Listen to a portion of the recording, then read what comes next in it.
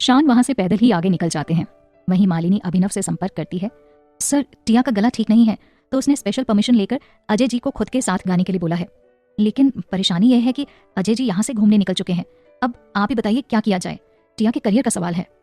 मालिनी की बात सुन अभिनव गुस्से से बोले, ये लड़की हमेशा मन की करेगी, ना जाने कब इसे अक्ल आएगी। अजय इसकी कोई हेल्प नहीं करने वाला, वो अपनी मर्जी का मालिक है। अब इस कम अकल को मैं कैसे हैंडल करूं? अभिनव की बात सुन मालिनी अजय से ज्यादा खुद को श्रेष्ठ बताने के उद्देश्य से भड़काते हुए बोली, सर, आपको नहीं लगता ये मिस्टर अजय कुछ ज्यादा ही अकड़ू और सनकी टाइप है? भला ऐसे छात्रों को कौन ट्रीट करता है? बस 2-4 नई धुनें सिखा दी और हो गया। वैसे भी उनसे ज्यादा तो छात्रों को मैं ही संभालती हूँ, गाना सिखाती हूँ, उनके साथ उनकी परेशानी शेयर करती हूँ।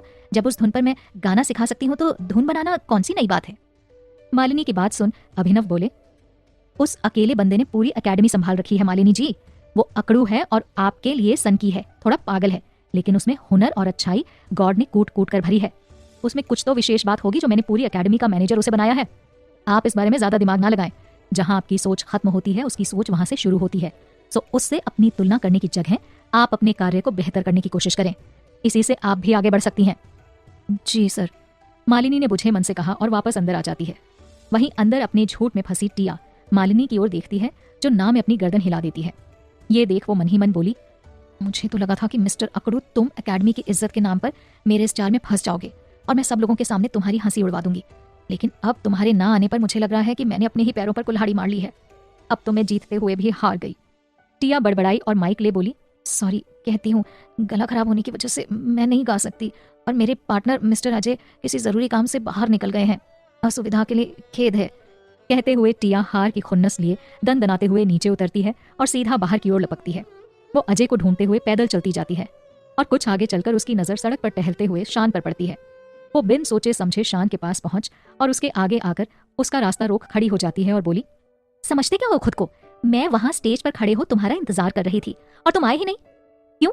ऐसा कौन सा जरूरी काम कर रहे थे तुम? मुझे तो टहलने के अलावा कोई जरूरी काम ही नहीं नजर आ रहा।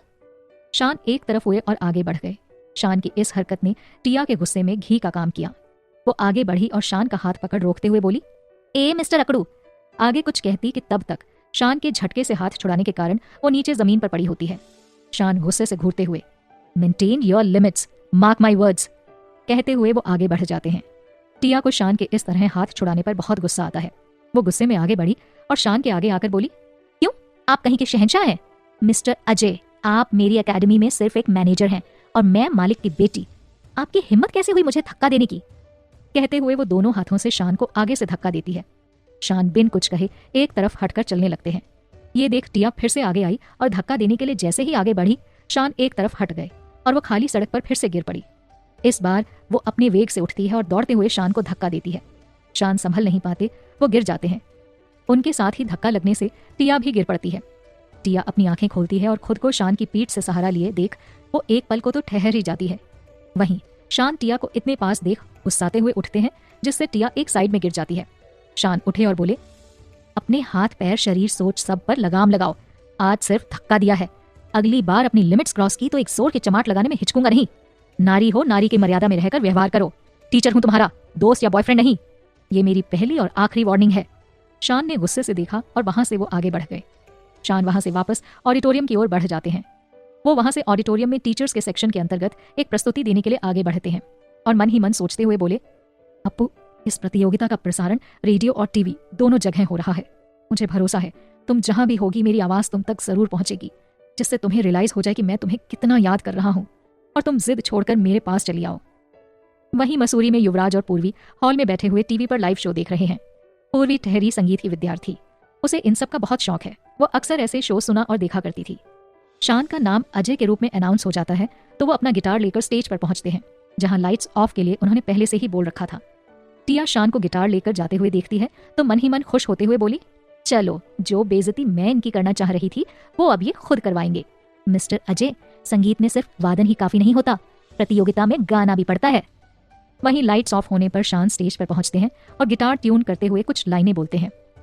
तेरे जाने के बाद बस इतना सा काम किया, यादों की तेरी गठरी बनाकर दिल के कोने में समेट लिया। शान की आवाज सुन पूर्वी बोली, यूवी, ये अजय की आवाज कुछ कुछ प्रशांत सर जैसी है। काश कि ये प्रशांत सर होते। काश, लेकिन ये अजय हैं, यूवी ने कहा। वहीं लखनऊ में टीवी पर चैनल्स बदल रही त्रिशा ये चैनल लगाकर रुक जाती है और खुशी खुशी तालियां बजाने लगती है। वो चाचू चाचू चाचू कहते हुए चिल्लाने लगती है। चित्रा उसे सुन टीवी की ओर देखती है, लेकिन बेहद कम रोशनी के कारण शान को देख नहीं पाती है। चित्रा, त्रिशा वो आपके चाचू नहीं है, क्यों चिल्लाते हुए शोर मचा रही हो, शांत हो जाओ। नहीं मम्मा, चाचू चाचू कहकर खुशी से ताली बजाने लगती है। क्या मिल गया त्रिशा को? शोभा ने हॉल की ओर आते हुए पूछा तो त्रिशा बस इतना ही बोली, चाचू चाचू अंकल गिटार। शोभा तुरंत टीवी के सामने आती है और देखते हुए बोली, चित्रा ये तो प्रशांत है, प्रशांत का पता चल गया, अब मुझे कुछ आगे सोचना होगा। शोभा ने मन ही मन कहा और शान की परफॉर्मेंस देखने लगती है। अब वो मोहब्बत का मौसम नहीं, तेरी जुदाई का परगम नहीं, वो प्यार के 4 दिन 100 बरस से कम नहीं। आवाज दो हमको, हम खो गए, कब नींद से जागे कब सो गए, तुम क्या गए दूर, हम दूर सबसे हो गए, आवाज दो हमको, हम खो गए। फिल्म दुश्मन का ये गाना गाते हुए वो एक बार फिर भावुक हो जाते हैं और स्टेज से उतरकर वहां से निकल जाते हैं। बर्फ की सफेद वादियां, लग रहा है जैसे धरती ने बर्फ की चादर ओढ़ रखी है। पेड़ पौधे पत्ते सभी बर्फ से ढके हुए हैं। इसी बर्फ की वादियों में एक लंबा सा लड़का चलता चला जा रहा है। चलते हुए उसके पैर बर्फ में धंसने लगते हैं।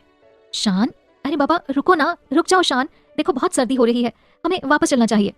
ना पू, तुम हमेशा मनमानी करती हो, मुझे तुमसे बात नहीं करनी, समझी?